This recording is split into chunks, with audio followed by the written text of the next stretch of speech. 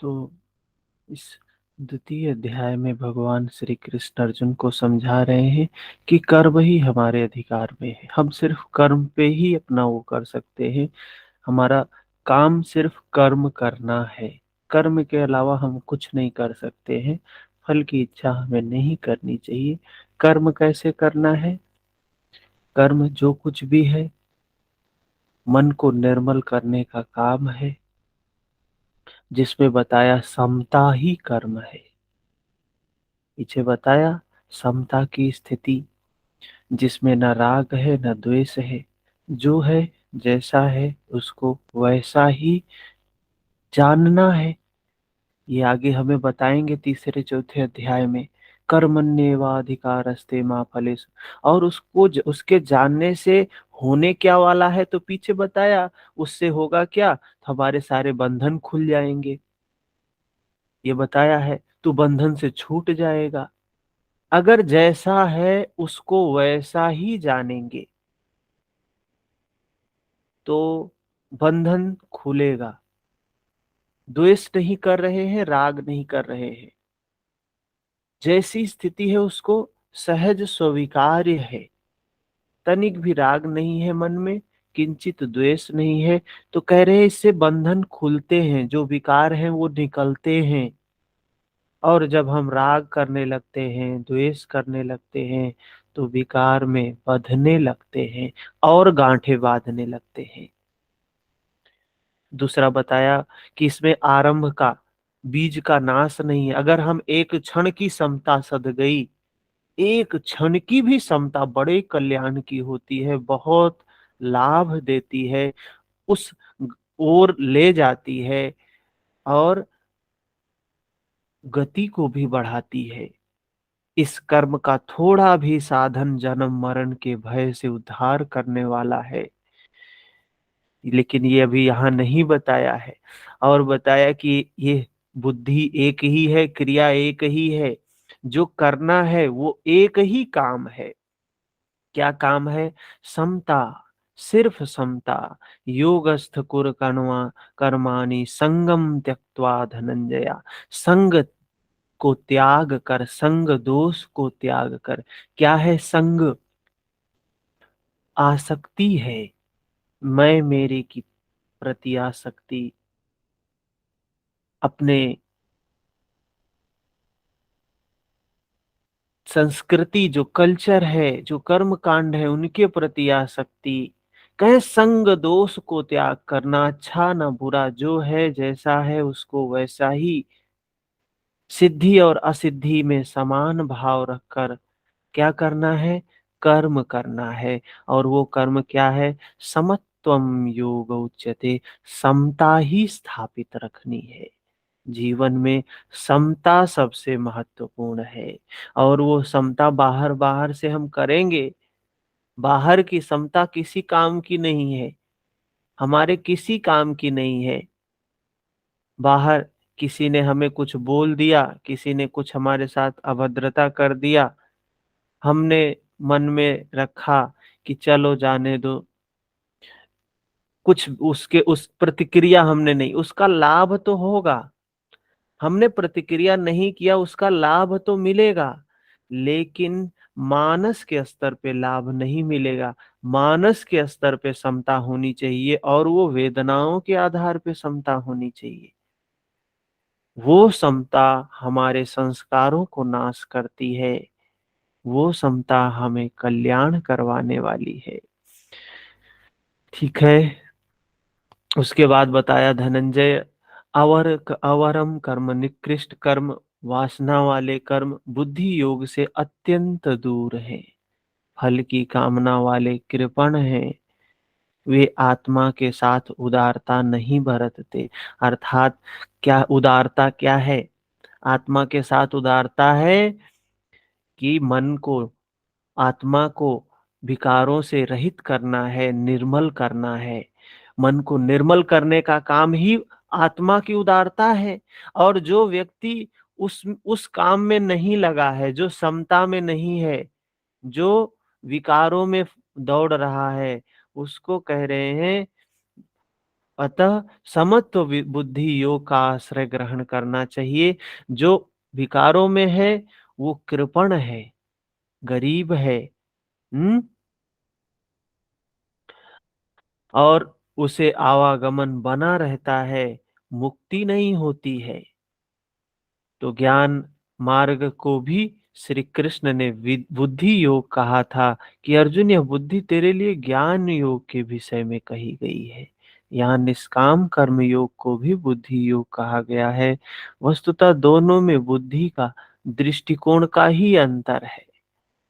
ठीक है। 50 नंबर, योग कर्मसु कौशलम। क्या बताया? योग क्या है? बुद्धि युक्तो जहाँ तीह उभे सुकृत दुष्कृते तस्मात् योगाय युज्यस्य योगा योग कर्मसु कौशलम।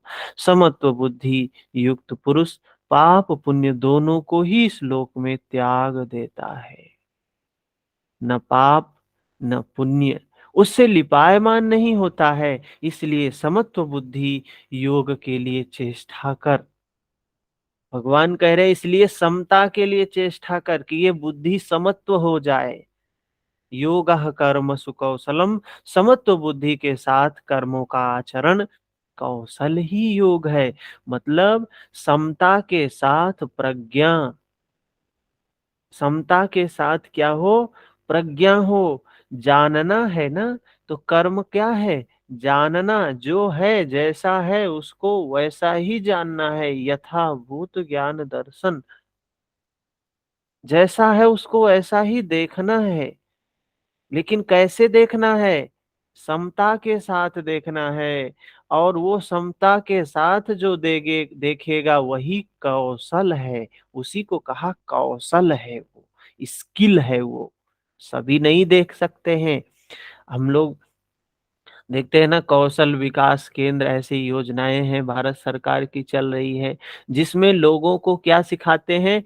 स्किल सिखाते हैं कि हर व्यक्ति के हाथ में कोई न कोई कौशल होना चाहिए, कोई न कोई स्किल होना चाहिए, जिससे वो अपनी जीविका का उपार्जन, अपना जीविका जीने का साधन, अर्थ कमा सके। और ये कौन सा स्किल है? भव सागर को पार करने का स्किल है, ये कौशल है।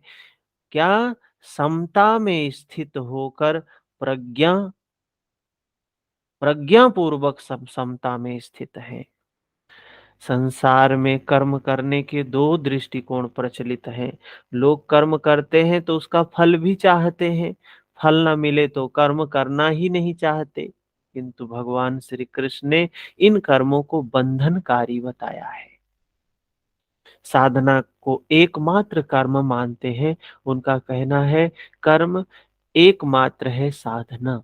और वो साधना ऐसा नहीं जो लोग कहते हैं। जैसे कुछ लोग कहते हैं, हम मान लीजिए हमने कहा कि हम साधना कर रहे थे, तो बोलते हैं कौन सी साधना कर रहे थे? मतलब बैठ के साधना किया जाता है? साधना तो हमेशा होती है, ध्यान तो हमेशा होता है। क्या है ध्यान का मतलब? क्या है? हर क्षण सजग। लेकिन हर क्षण सजग होने के लिए उसे पहले बैठ के अभ्यास करना पड़ता है। धीरे धीरे धीरे धीरे सजगता मन का स्वभाव बन जाता है। फिर कैसी भी स्थिति आए, मन सजग ही रहता है, मन तटस्थ ही रहता है। तो एक जीवन का एक लक्ष्य यही है कि वो तटस्थ स्थिति, जिसको कहा स्थित प्रज्ञ, वो स्थिति आए कैसे? यहाँ पर भगवान ने कर्म का सिर्फ नाम लिया है, इसके बारे में आगे बताएंगे। यहाँ से देखते हैं, कर्मजं बुद्धि युक्ता हि फलं त्यक्त्वा मनीषिणः जन्मबन्ध विनिर्मुक्ता पदम गच्छन्त्यनामयम्। बुद्धि योग से युक्त ज्ञानी जन कर्मों से उत्पन्न होने वाले फल को त्याग कर जन्म और मृत्यु के बंधन से छूट जाते हैं। बुद्धि योग से युक्त ज्ञानी जन, कौन से ज्ञानी जन? जो बुद्धि योग से, और वो बुद्धि योग से कौन सा वो बताया क्या है? कौशल जिसके अंदर आ गया,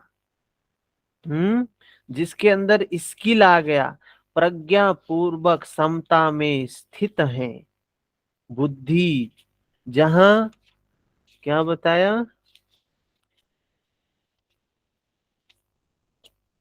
बुद्धि युक्तो जहां ती है, जहां न पाप है न पुण्य है, न सुख है न दुख है, न लाभ है न हानि है, इन चीजों से जो परे चला गया।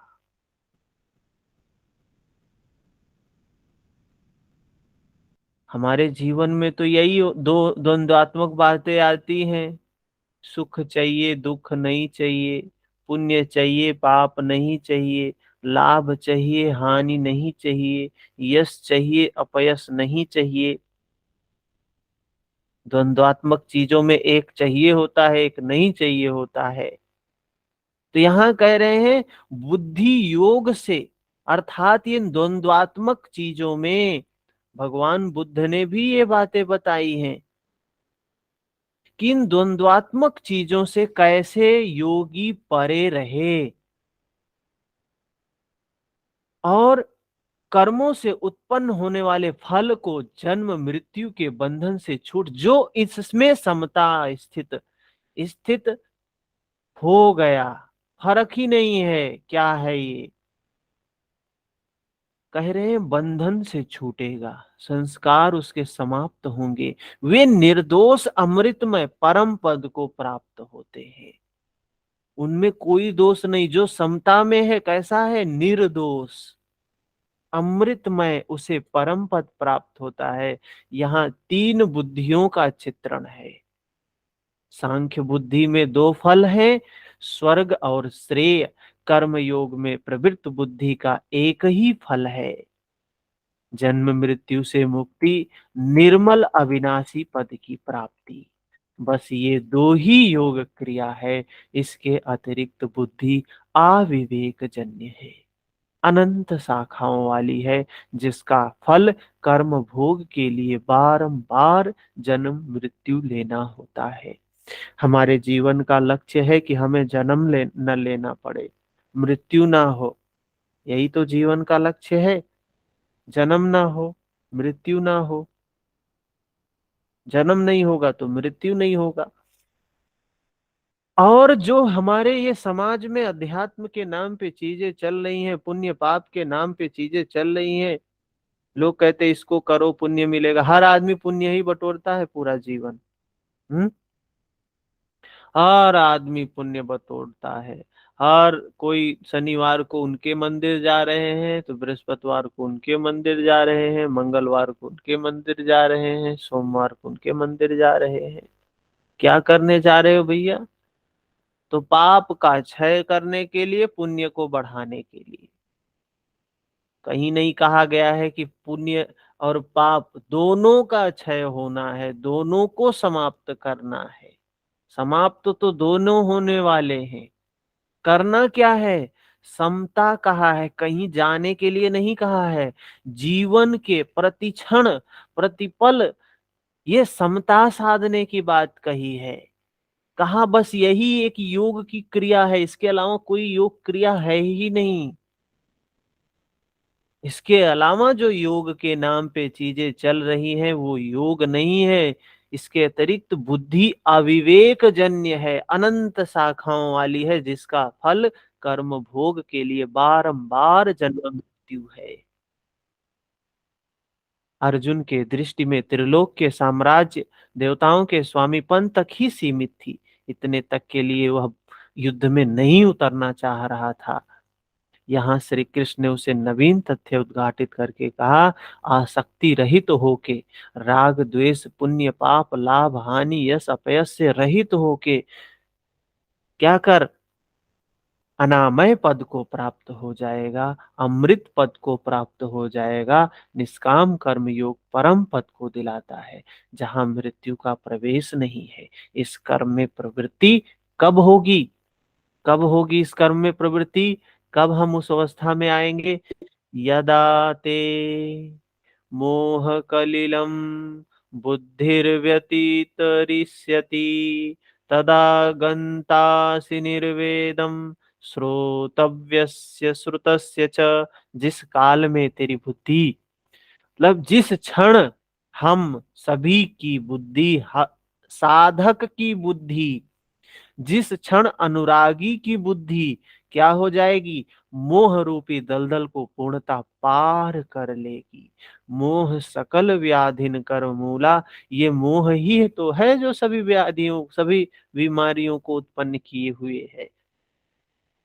जब बुद्धि मोह से रहित हो जाएगी, लेस मात्र मोह नहीं रह जाएगा, न पुत्र में, न धन में, न प्रतिष्ठा में, सब लगाव टूट गया। उस समय जो सुनने योग्य है उसे तू सुन सकेगा, सुने हुए के अनुसार वैराग्य को प्राप्त हो सकेगा, उसे आचरण में ढाल सकेगा। अभी तो जो सुनने लायक है उसे न तो तू सुन पाया है और न आचरण में ही, आचरण का तो प्रश्न ही नहीं, क्योंकि तूने सुना ही नहीं है।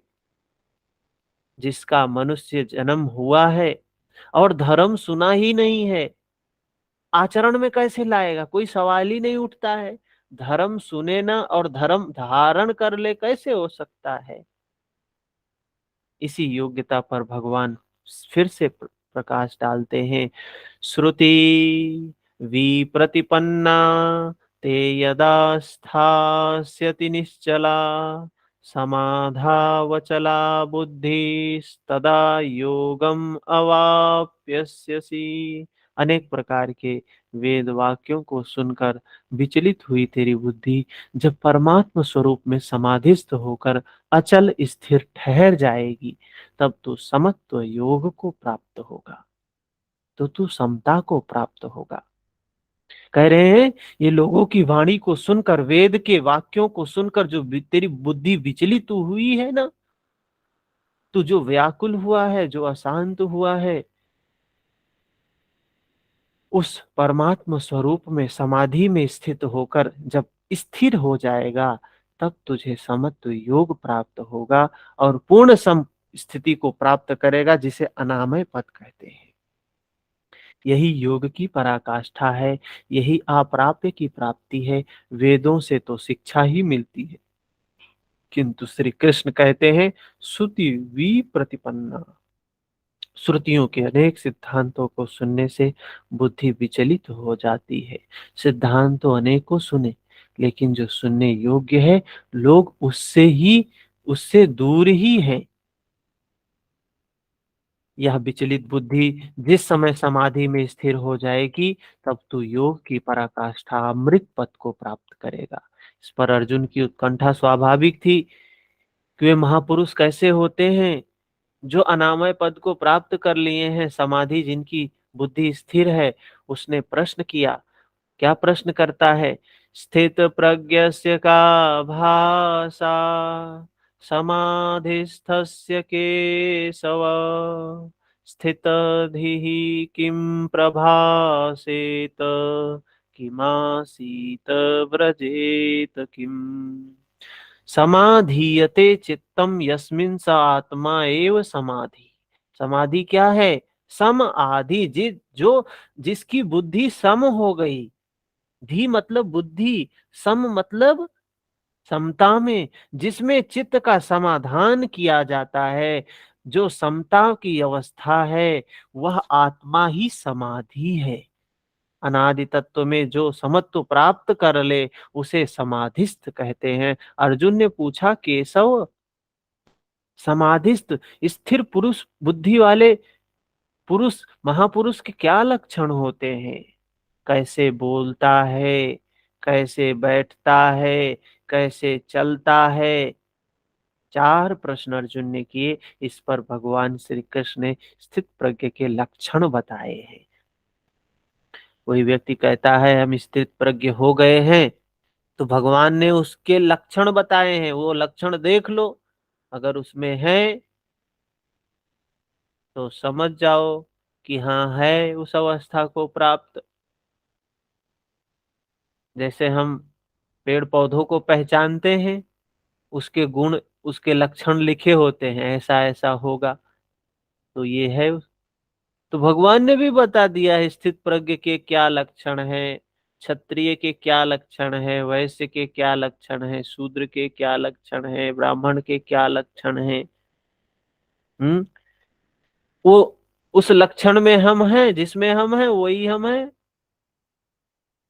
तो भगवान जवाब देते हैं, प्रजहाति यदा कामान सर्वान् पार्थ मनोगतान् आत्मन्येव आत्माना तुष्टः स्थितप्रज्ञस्तदोच्यते।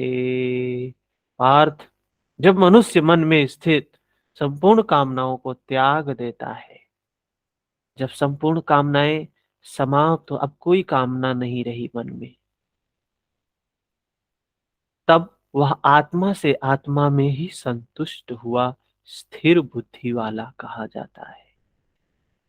सभी कामनाएं समाप्त हो गई, समाधि की अवस्था है,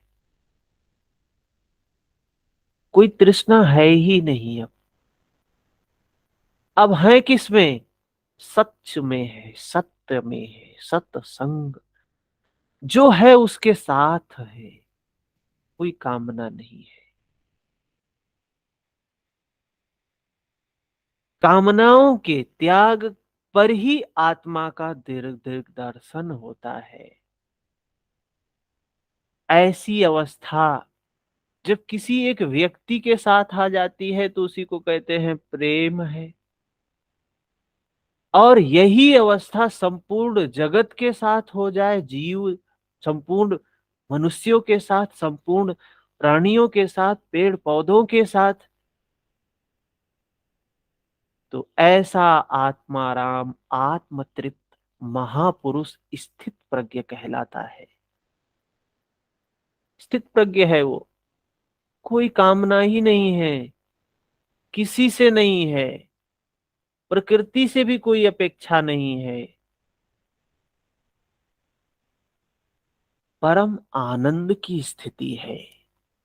आगे बताते हैं, दुःखेष्वनुद्विग्न मनाः सुखेषु विगतस्पृहः वीतराग भय क्रोधः स्थित धीर्म मुनिरुच्यते। दैहिक दैविक भौतिक दुखों में जिसका मन उद्विग्न नहीं होता है।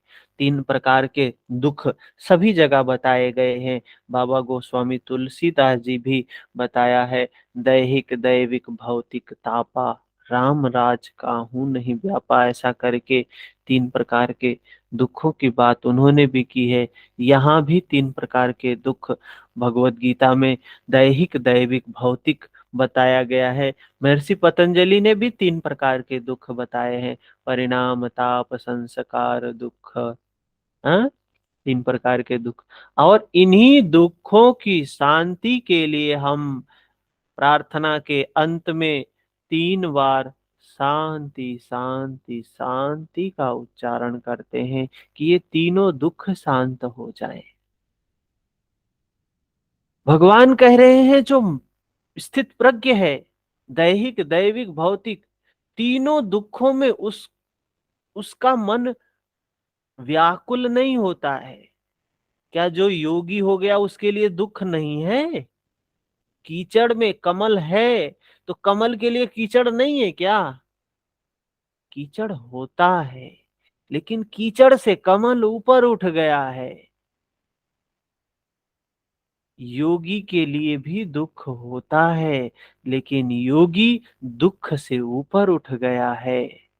अरे ये दुखालय है, ये संसार ही दुख का सागर है।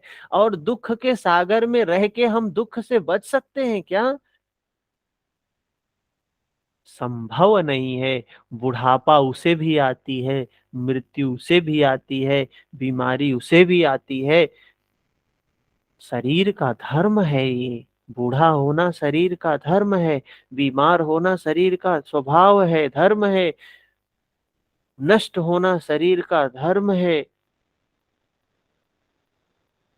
अब योगी है, कहे इसके बाल तो नहीं पकेंगे, उसको झुर्रियां तो नहीं आएंगी, संभव नहीं है। शरीर का धर्म है, स्वाभाविक है, होना ही है, उससे कोई बच नहीं सकता है, लेकिन दुख से बच सकता है। जब वो बात समझ जाएगा कि अरे शरीर तो नष्ट होना ही है, ये बाल तो सफेद होने ही है, ये बाल तो समाप्त होने ही हैं, ये झुर्रियां तो पड़नी ही हैं, पहले से ही स्वीकार करके रखा है, तो दुख नहीं है, समझ रहा है, ज्ञान है उसे। जिसे समझ नहीं होता है, होश नहीं होता है, तो क्या करता है, दौड़ता है इधर उधर, ये बाल क्यों सफेद हो रहा है, ये बाल क्यों साफ हो रहा है, क्यों झड़ रहा है, ये झुर्रियां क्यों आ रही हैं चेहरे पर, अरे नष्ट ही होना है, धीरे धीरे पुराने ही होते जा रहे हैं, तो क्या नए होंगे। हाँ, हिंदी में तो बोलते हैं नव युवक, और अंग्रेजी में क्या बोलते हैं, जो नया होता है उसके लिए, और जो बड़ा जो छोटा होता है उसके लिए क्या बोलते हैं, और बड़े के लिए क्या बोलते हैं। कुछ शब्द है। Younger and older. हाँ, यंगर एंड ओल्डर, कितना अच्छा है इंग्लिश में, कि छोटा है मतलब अभी, वो बड़ा, वो यंग है, वो कोई अगर 10 साल का है और उसके सामने कोई 20 साल का लड़का है, तो 10 साल वाले को बोलेंगे यंगर है, और 20 साल वाला क्या है, ओल्डर है। तो ये शरीर पुराना हो रहा है तो चीजें होनी स्वाभाविक है, उसमें तो कोई वैसी बात तो है नहीं। तो कह रहे हैं वो योगी जो है, जो स्थित प्रज्ञ है, वो विचलित नहीं होता, किसी कोई दुख आया आए आए, स्वागत है भाई, अतिथि देवो भवा, कोई भी दुख आए, दैहिक आए, दैविक आए, भौतिक आए, किसी दुख में वो विकल नहीं होता है। जिसके राग भय क्रोध नष्ट हो गए हैं, मननशीलता की चरम सीमा पर पहुंचा हुआ मुनि स्थित प्रज्ञ कहलाता है। उसके और भी लक्षण बताते हैं। यह सर्वत्र अनभिस्नेहस्त ततत् प्राप्य शुभाशुभम नाभिनंदति न देष्टि तस्य प्रज्ञा प्रतिष्ठिता। जो पुरुष सर्वत्र स्नेह रहित हुआ, जो पुरुष सर्वत्र स्नेह रहित हुआ, शुभ अथवा अशुभ को प्राप्त होकर, जो पुरुष सर्वत्र स्नेह रहित हुआ, शुभ अथवा अशुभ को प्राप्त होकर न तो प्रसन्न होता है, न द्वेष करता है, प्रसन्न भी नहीं होता है, द्वेष भी नहीं करता है, शुभ अशुभ को प्राप्त होकर न तो प्रसन्न होता है, न द्वेष करता है। जो पुरुष सर्वत्र स्नेह रहित हुआ, मतलब चाहे शुभ हो या अशुभ हो, अच्छा हो बुरा हो, अगर हम लोग क्या करते हैं, अच्छा होने पे प्रसन्न होते हैं, बुरा होने पे दुखी होते हैं, द्वेष करते हैं।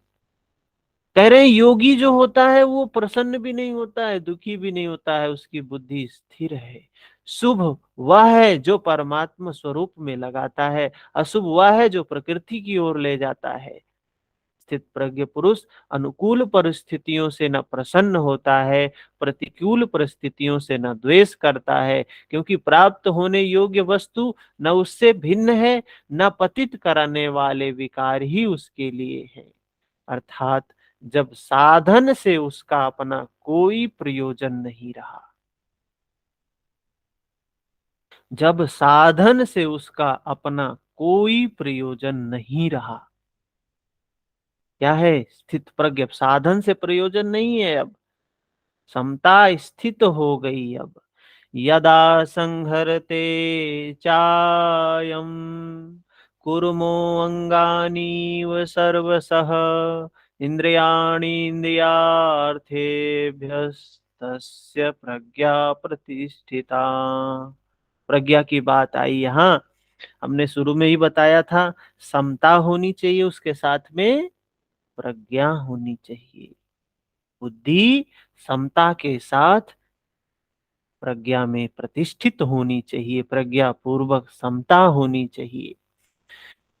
कैसे होता है? तो जिस प्रकार कछुआ अपने अंगों को समेट लेता है, वैसे ही यह पुरुष जो स्थित प्रज्ञ है, जो योगी है, अपनी सब ओर से इंद्रियों को समेट लेता है, तब उसकी बुद्धि स्थिर होती है। खतरे को देखते ही कछुआ जिस प्रकार अपने सिर और पैर समेट लेता है, ठीक इसी प्रकार जो पुरुष विषयों में विचरती हुई इंद्रियों को सब ओर से समेटकर हृदय देश में निरोध कर लेता है, उस काल में उस पुरुष की बुद्धि स्थिर होती है। किंतु यह तो एक दृष्टांत मात्र है। खतरे का एहसास मिटते ही कछुआ तो अपने अंगों को पुनः फैला देता है। क्या इसी प्रकार स्थित प्रज्ञ महापुरुष भी विषयों में रस लेने लगता है? ऐसा इस पर कहते हैं, विषया विनिवर्तन्ते निराहारस्य देहिनः रसवर्जं रसोऽप्यस्य परम दृष्ट्वा निवर्तते। क्या बताया इसमें? कि जैसे कछुआ, कछुआ का स्वभाव क्या है देखते हैं।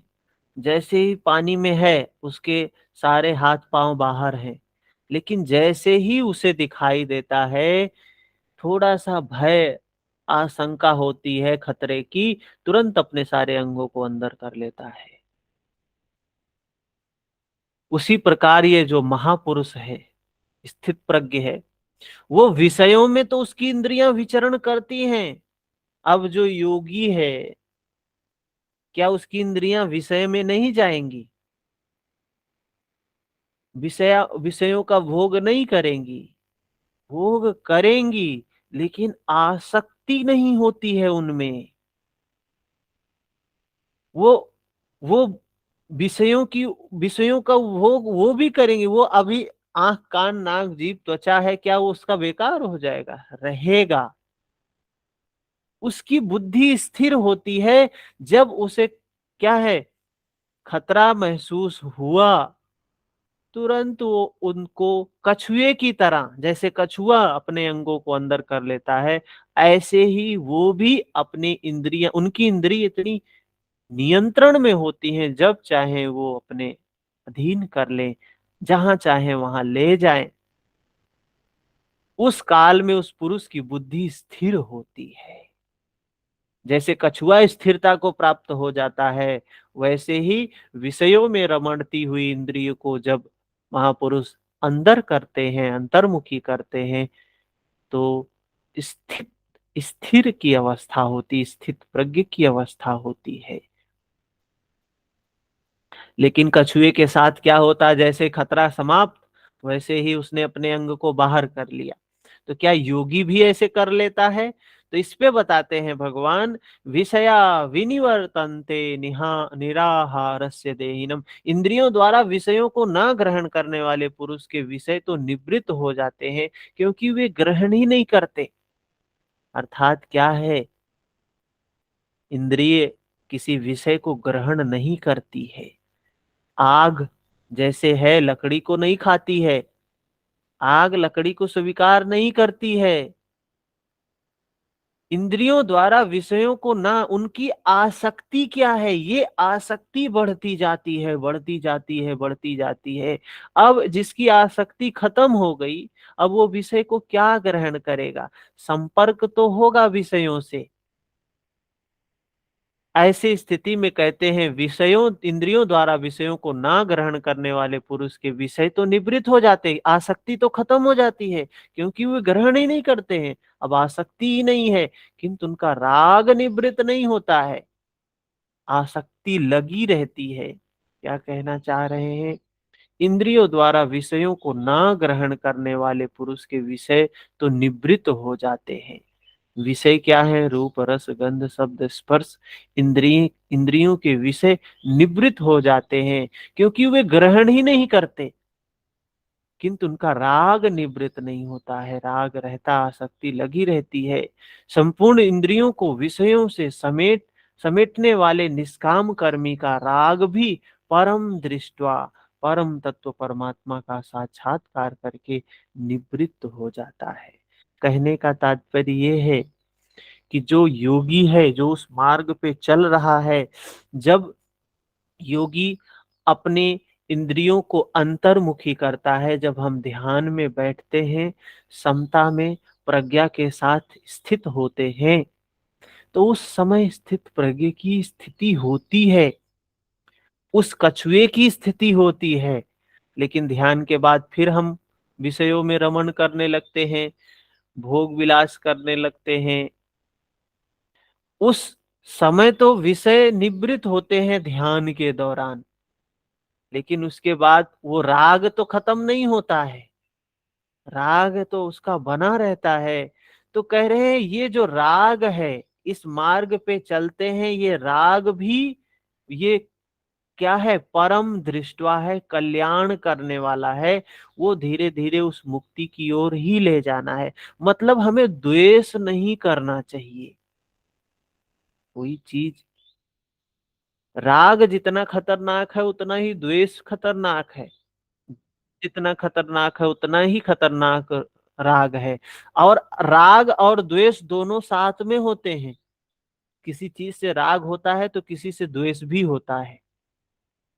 तो कह रहे हैं परम दृष्टवा, ऐसे में जो उनका राग है ना, ये या द्वेष जो है, वो भी क्या होता है, उस ओर परम तत्व परमात्मा का साक्षात करके निवृत्त हो जाता है, वो भी समाप्त हो जाता है, आगे की अवस्था में ले जाने वाला होता है।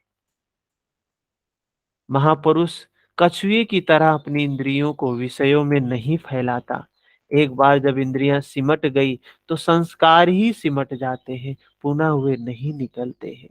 निष्काम कर्म योग के आचरण द्वारा परमात्मा के प्रत्यक्ष दर्शन के साथ उस पुरुष का विषयों से राग भी निवृत्त हो जाता है। प्रायः चिंतन पथ में हठ करते हैं, हठ से इंद्रियों को रोककर वे विषयों से तो निवृत्त हो जाते हैं, किंतु मन में उनका चिंतन राग लगा रहता है। यह आसक्ति परम दृष्टवा परमात्मा का साक्षात्कार करने के बाद ही निवृत्त होती है, इसके पूर्व नहीं।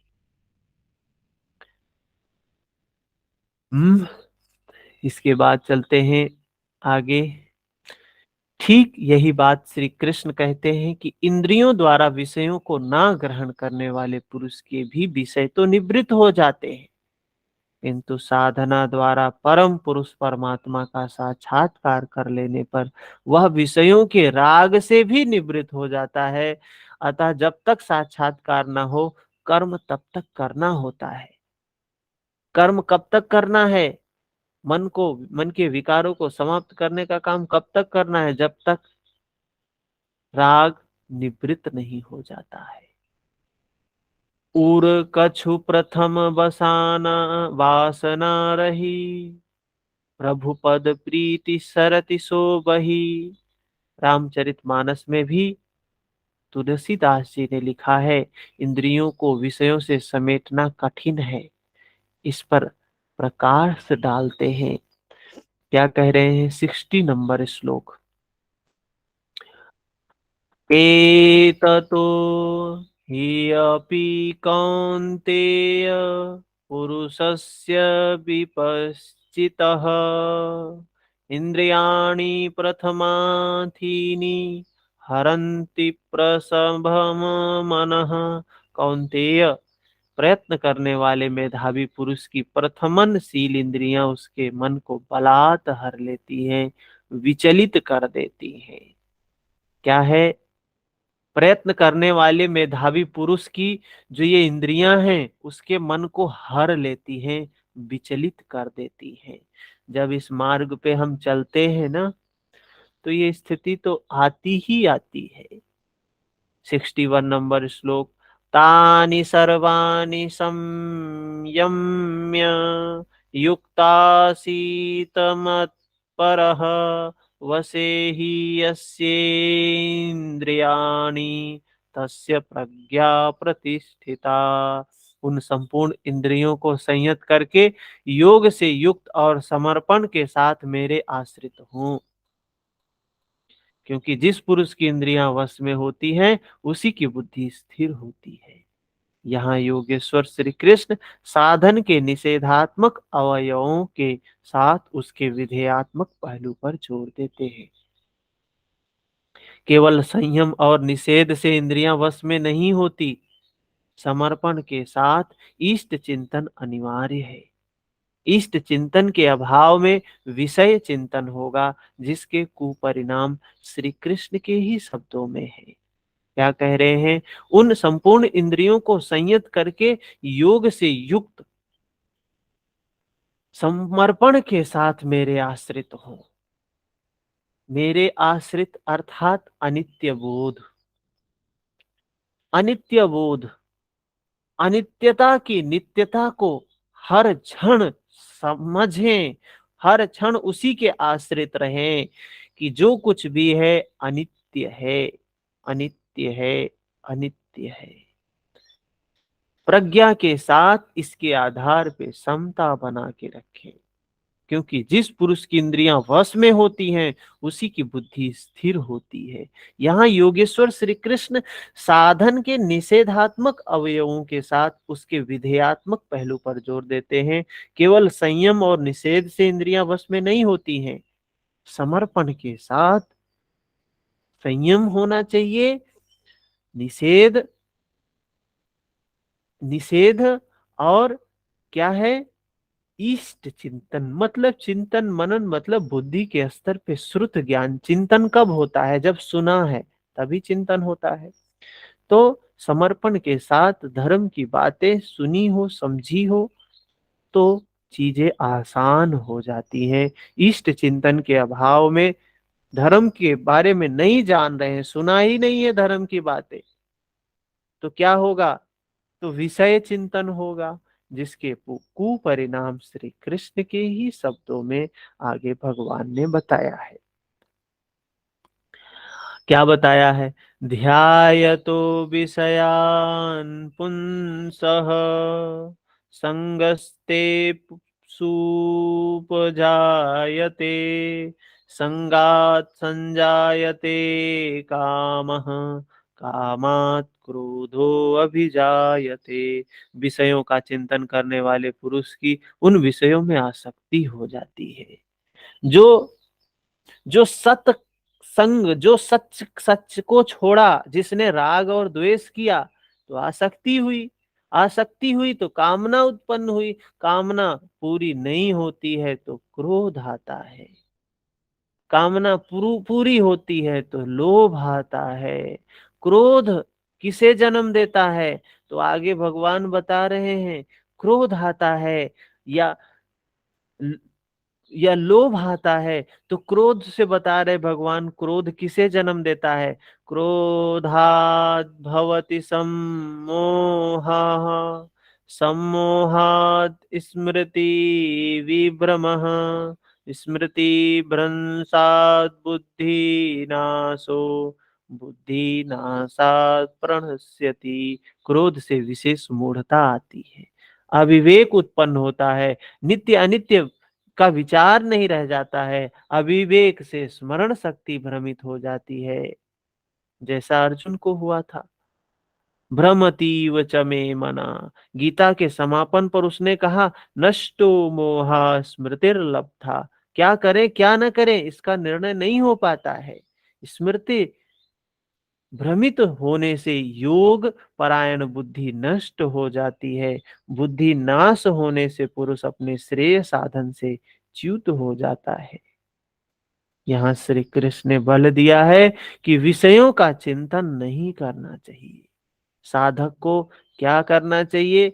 नाम रूप लीला धाम में ही कहीं लगे रहना चाहिए। नाम रूप क्या है? ये नमन करोतीत नामा, रूप रूप पतित रूपम, जो हर क्षण पतित हो रहा है। इस शरीर को नाम और रूप से ही यह जीवन धारा चल रही है। जो ये हमें शरीर मिला है ना,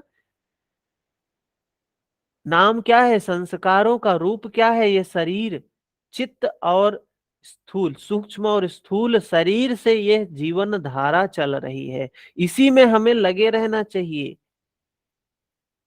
जैसे ही इसके बाहर हम विषयों में रमण करने लगते हैं, विषयों में चिंतन आसक्ति हो जाती है, आसक्ति से उस विषय की कामना साधक के अंतर मन में होने लगती है, कामना की पूर्ति में व्यवधान होने पर क्रोध आता है, क्रोध से अविवेक आता है, अविवेक से स्मृति भ्रम होती है, स्मृति भ्रम से बुद्धि नष्ट होती है।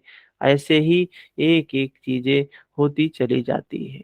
निष्काम कर्म योग को बुद्धि योग कहा जाता है, क्योंकि बुद्धि स्तर पर इसमें विचार रखना चाहिए कि कामनाएं ना आनी पाए। फल है ही नहीं, कामना आने से यह बुद्धि योग नष्ट हो जाता है। साधन करिए विचारहीन, मन शुद्ध होए नहीं तैसे। विचार आवश्यक है, विचार शून्य पुरुष श्रेय साधन से नीचे गिर जाता है, साधन कर्म टूट जाता है, सर्वथा नष्ट हो जाता है। भोग के पश्चात साधन वहीं से पुनः आरंभ होता है जहां अवरुद्ध हुआ था। ठीक है, तो यह तो विषयाभिमुख साधक की गति है। स्वाधीन अंतःकरण साधक, अंतःकरण वाला साधक किस गति को प्राप्त होता है, इस पर भगवान श्री कृष्ण कहते हैं। क्या गति उसकी होती है? राग द्वेष वियुक्तैस्तु विषयानिन्द्रियार्थैश्चरन् आत्मवश्यैर्विधेयात्मा प्रसादम अधिगच्छति। आत्मा की विधि को प्राप्त प्रत्यक्षदर्शी महापुरुष राग द्वेष से रहित, वश में की हुई अपनी इंद्रियों द्वारा क्या है, विषयों में विचरता हुआ भी प्रसादम अधिगच्छति। जो योगी है वो राग द्वेष नहीं करता है। विषयों से राग करना चाहिए ना द्वेष करना चाहिए, ना अच्छे हैं ना बुरे हैं, करना क्या है फिर? तो बताते हैं, विषयों में विचरते हुए भी अंतःकरण की निर्मलता को प्राप्त होता है। समता में है ना, विषयों में होते हुए भी अगर समता में है तो वह अपनी भाव दृष्टि में रहता है। महापुरुष के लिए लिए विधि निषेध नहीं रह जाती है, उसके लिए कहीं अशुभ नहीं रहता है जिससे वह बचाव करे, उसके लिए कोई शुभ शेष नहीं रह जाता है जिसकी कामना करे। तो क्या है? सबसे बड़ी चीज है समता। समता, समता। जीवन में राग बेकार है, द्वेष बेकार है, दोनों ही खतरनाक है हमारे लिए। किसी भी स्थिति परिस्थिति, जो कुछ भी हो, अच्छा भी नहीं है बुरा भी नहीं है, इसी का अभ्यास कर रहे हैं। कैसे हमारी मन स्थिति ऐसी हो जाए कि हम सम हो जाएं, समता में आ जाएं, तो फिर वो बेकार नहीं है, बंधन नहीं बंधेगा, तो वो अंतःकरण की निर्मलता का ही काम करता जाएगा। निर्मलता सिर्फ समता से होने वाली है, प्रज्ञा से होने वाली है। प्रज्ञा और समता हटी कि निर्मलता का काम खत्म हुआ, मैल बढ़ने लगा, बढ़ने लगा, बढ़ने लगा। ठीक है, तो समय का ध्यान दें, 5:30 से 6:30। ठीक है, तो यहीं पर समाप्त करते हैं।